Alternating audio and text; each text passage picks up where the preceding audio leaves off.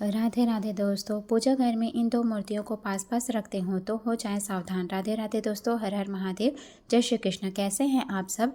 I hope सब अच्छे होंगे, स्वस्थ होंगे, मस्त होंगे। दोस्तों, आपको अपने घर के पूजा घर में यह दो मूर्ति एक साथ भूलकर भी नहीं रखनी चाहिए, नहीं तो आपको भयंकर वास्तु दोष लग जाएगा, जिसे शायद ही निवारण हो पाएगा।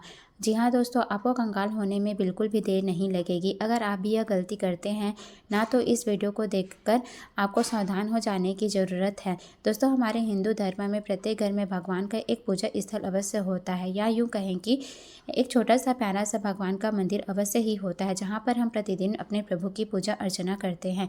दोस्तों, भगवान को हम नहलाते हैं, उन्हें कपड़े पहनाते हैं और उनको चंदन लगाते हैं, उनको भोग लगाते हैं, और यह सब हम नित्य ही करते हैं। क्योंकि मित्रों, हमारे घर में हम बनाया हुआ जो पूजा का स्थान होता है ना, तो वह एक ईश्वर के संपर्क करने का हमारे घर में माध्यम होता है। दोस्तों, अगर घर में पूजा घर ना हो तो हमारे घर में सकारात्मक ऊर्जा का कभी भी संचार नहीं हो पाएगा, क्योंकि यहीं वह एक जगह होती है जो हमारे घर में सदैव सकारात्मक ऊर्जा का संचार करती रहती है।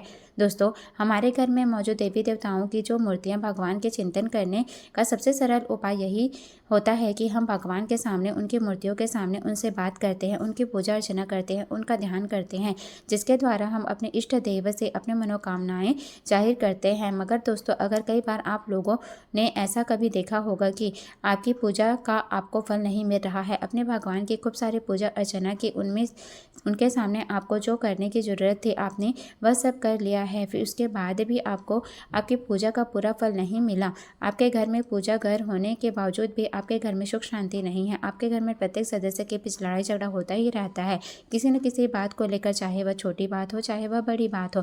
थोड़ी ही देर में हर एक सदस्य से विवाद हो जाना है तो आपको बता दें कि इसके पीछे एक सबसे बड़ा कारण आपके घर का वास्तु दोष होता है। दोस्तों, वास्तु दोष के अनुसार कहा जाता है कि घर में उत्पन्न होने वाले सभी अशुभ संकेत और नकारात्मक वातावरण का कारण मंदिर में रखी जाने वाली भगवान की मूर्तियां भी हो सकती हैं। दोस्तों, आप सब तो यह समझते होंगे कि हमारे मन में आया हम भगवान की वह मूर्ति उठा लें और अपने मंदिर में लगा दें, लेकिन आपको थोड़ा सा सचेत रहने की ज़रूरत है। भगवान की मूर्ति रखने से पहले आपको थोड़ा ध्यान देना है, या फिर आपके घर में मंदिर का निर्माण अगर वास्तु के अनुसार से नहीं किया गया होगा तो भी आपके घर में वास्तु दोष आ सकता है। तो इन सभी दोषों को दूर करने के लिए हमें अपने घर में वास्तु नियमों का पालन करेंगे तो सुनिश्चित ही हम इन दोषों से मुक्ति पा लेंगे। दोस्तों, वास्तुशास्त्र के अनुसार कुछ ऐसे विधि विधान और नियम बताए गए हैं।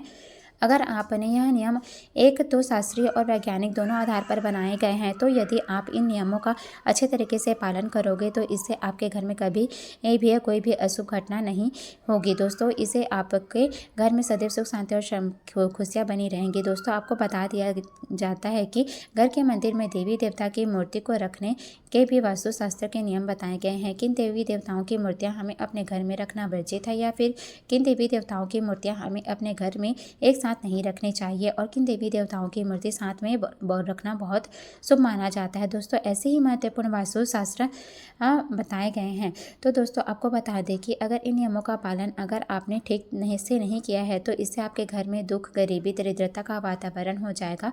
घर से सकारात्मक ऊर्जा चली जाएगी और घर में नकारात्मक ऊर्जा अपना निवास स्थान बना लेगी, जिससे परिवार के लोग एक दूसरे से लड़ाई झगड़ा करेंगे और वह सदैव निराश और दुखी रहने लग जाएंगे। और साथ ही इससे आपके घर में आर्थिक तंगी भी बनी रहती है। इसके बिना किसी कारण से आपके घर में धन के खर्चा बढ़ जाएगा। दोस्तों, बहुत ज़्यादा परिश्रम करने के बाद भी आपको किसी भी तरह से सफलता नहीं मिलेगी। ऐसे बहुत सी परेशानियां वास्तु दोष के कारण हमारे घर में जन्म लेती है। तो दोस्तों, ऐसा ना हो इसके लिए हम जान लेते हैं कि वास्तुशास्त्र के हिसाब से हमें घर के मंदिर में आखिर किन किन देवी देवताओं की मूर्तियाँ रखनी चाहिए और किन किन देवी देवताओं की मूर्तियाँ भूल कर भी नहीं रखनी चाहिए। इसके साथ ही सुख समृद्धि की प्राप्ति के लिए हमें कौन कौन से देवी देवताओं की मूर्तियाँ एक दूसरे के पास में अवश्य रखनी चाहिए। तो वास्तुशास्त्र के अनुसार अगर आप कुछ विशेष देवी देवताओं की मूर्तियों को एक दूसरे के पास में अपने घर के मंदिर में रख लेते हैं तो इसके आपको बहुत सारे अच्छे परिणाम प्राप्त हो सकते हैं।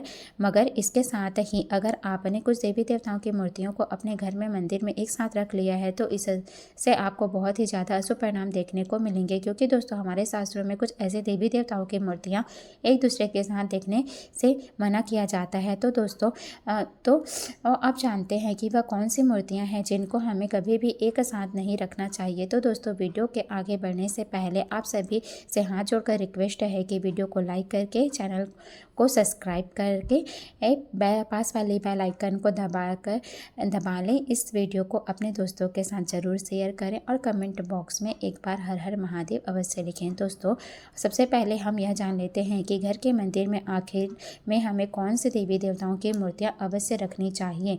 तो दोस्तों, बात करते हैं इस मैं सबसे पहले जो है भगवान गणेश जी की मूर्ति। जैसा कि आप सभी जानते होंगे कि गणेश जी को प्रथम पूजनीय कहा जाता है और गणेश जी को विघ्नहर्ता कहते हैं। तो इसके लिए आपके घर में के मंदिर में गणेश जी की मूर्ति होना बहुत ही ज़्यादा ज़रूरी है। दोस्तों, आपको यह बात तो अवश्य ही जान लेनी चाहिए कि गणेश जी की तस्वीर पूजा घर में कभी भी एक से अधिक नहीं रखनी चाहिए। दोस्तों, विशेष तौर पर अगर गणेश जी की तस्वीर ऐसी हो जो कि माता लक्ष्मी के साथ हो और उनके बाएं तरफ विराजमान हो तो यह बहुत ही अच्छा माना जाता है, क्योंकि दोस्तों ऐसी मूर्ति घर में सभी विघ्न और परेशानियों को और नकारात्मक ऊर्जा को समाप्त और समस्याओं को समाप्त कर देती है। अब बात करते हैं दोस्तों दूसरी प्रतिमा की।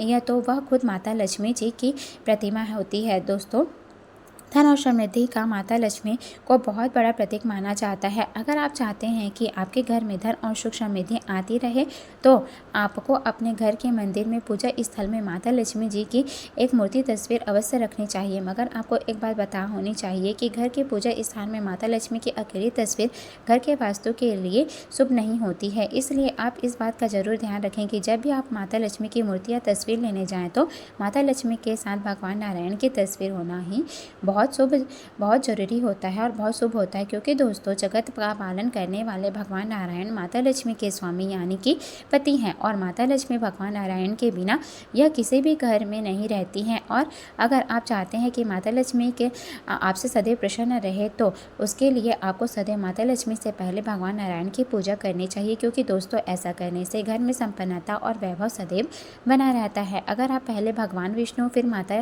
लक्ष्मी की पूजा करेंगे तो ऐसे में माता लक्ष्मी के साथ साथ भगवान नारायण की भी आपके ऊपर बहुत प्रसन्न होंगे। दोस्तों, साथ ही ध्यान में रखना है कि धन प्राप्ति के लिए आपको माता लक्ष्मी और भगवान गणेश जी की संयुक्त रूप से पूजा अवश्य ही करनी चाहिए। दोस्तों, चलिए अब बात करते हैं कि तीसरी तस्वीर की, तो वो है संकट मोचन महाबली हनुमान जी की। दोस्तों, प्रतिमा वास्तु की माने तो घर में हनुमान मंदिर में हनुमान जी की एक मूर्ति या तस्वीर आपको जरूर रखनी चाहिए।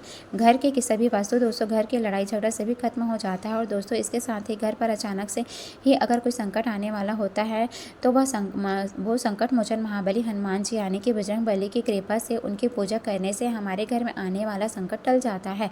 दोस्तों, इसी के साथ ही आप इस बात का ध्यान रखें कि हनुमान जी की आपको हमेशा बैठी हुई मूर्ति ही पूजा स्थल में तस्वीर लगानी चाहिए। इससे सदैव घर में सुख शांति और समृद्धि आती है। दोस्तों, चलिए अब बात करते हैं चौथी तस्वीर या मूर्ति के बारे में। दोस्तों, भगवान राम दरबार की तस्वीर आपको अपने घर में जरूर लगानी चाहिए। दोस्तों, अगर आप चाहते हैं कि घर में सभी के बीच में सदैव प्रेम और विश्वास एकदम से बना रहे और घर की सभी पारिवारिक जो लड़ाई झगड़ा है वह खत्म हो जाए तो इसके लिए आपको भगवान राम दरबार वाली तस्वीर अवश्य लगानी चाहिए। जो यह मूर्ति यहाँ आपको पूजा घर में अवश्य रूप से रखनी चाहिए। इसके अलावा आप जिस देवी देवता की पूजा करते हैं, जो आपके इष्ट देव हैं, उनको भी आप अपने घर के मंदिर में रख सकते हैं। दोस्तों, आपको एक बात का विशेष रूप से ध्यान रखना चाहिए कि आपको कभी भी अपने पूर्वजों की या अपने मृत माता पिता की या अपने गुरु की तस्वीर को कभी भी भगवान के मंदिर में नहीं लगाना चाहिए, क्योंकि दोस्तों ऐसा करने से हमें घोर पाप लगता है, क्योंकि हम तो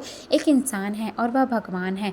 अगर हम अपने पूर्वजों को भगवान के समान दर्जा देंगे तो यह गलत होगा। हाँ, हम यह नहीं कह रहे हैं कि वह पूजनीय नहीं है। आपके परिवार वाले, आपके पूर्वज और आपके मृत माता पिता गुरु सब पूजनीय हैं सब, लेकिन आपको उनकी तस्वीर को घर के मंदिर में नहीं बल्कि अपने घर के मंदिर के बाहर कहीं पे भी लगाएं। इससे आपको कोई दिक्कत नहीं है। तो दोस्तों, चलिए अब यह जान लेते हैं कि आखिर में घर के मंदिर में हमें किन किन देवी देवताओं की तस्वीर को कभी भी एक साथ नहीं लगाना चाहिए। तो दोस्तों, आपको बता दें कि जिसकी पूजा घर में यह तस्वीर या मूर्ति एक साथ होती है उस घर में राजयोग बनता है। मित्रों, अगर हम अपने घर में के पूजा घर में जिसकी पूजा घर में यह तस्वीर या मूर्ति एक साथ होती है उसे घर में राजयोग होता है। मित्रों, अगर हम अपने घर के पूजा घर में मूर्तियों को साथ कुछ अन्य मूर्तियाँ भी रख देते हैं तो आप यकीन नहीं मानेंगे, इससे आपकी किस्मत यकीनन ही बदल जाएगी और देखते ही देखते हमारे जीवन की सारी कंगाली धीरे धीरे समाप्त होने लग जाती है।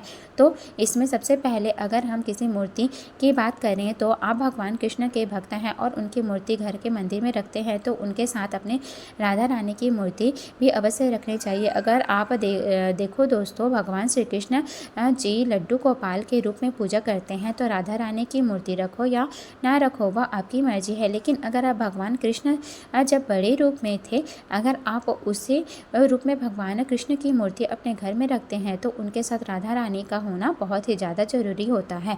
क्योंकि दोस्तों कहा जाता है कि जहाँ पर राधा रानी होती है वहाँ पर भगवान श्री कृष्ण खुद ही चले आते हैं। दोस्तों अगर हो सके तो आप भगवान श्री कृष्ण और राधा रानी की जुड़ी हुई मूर्ति ही खरीदें कर लाएं और अपनी पूजा घर में रखें, क्योंकि यह मूर्ति जो है प्रेम की मूर्त होती है और जिस घर में उनकी तस्वीर या मूर्ति लगी हुई होती है ना, उसे घर में पति पत्नी में, बाप बेटी में या माता पिता में या परिवार के किसी भी सदस्य में लड़ाई झगड़ा नहीं होता है। उनके बीच में सदैव ऐसे ही भगवान कृष्ण और राधा रानी की तरह प्रेम बना रहता है और इससे घर में सदैव धन धान्य की वृद्धि होती रहती है। अब बात करते हैं दोस्तों कि किन भगवान की मूर्ति या फिर तस्वीर हमें पूजा घर में कभी भी एक साथ नहीं लगानी चाहिए। तो आपको बता दें कि पूजा घर में हमें कभी भी भगवान विष्णु और भगवान शंकर और भगवान ब्रह्मदेव की तस्वीर एक साथ भूलकर भी नहीं लगानी चाहिए, ना ही कभी इन तीनों देवताओं की एक साथ हमें पूजा करनी चाहिए। दोस्तों इसके पीछे भी एक कारण है कि तीनों देवताओं की पूजा पद्धति से अलग अलग होनी चाहिए, क्योंकि भगवान नारायण की पूजा तुलसी पत्र के बिना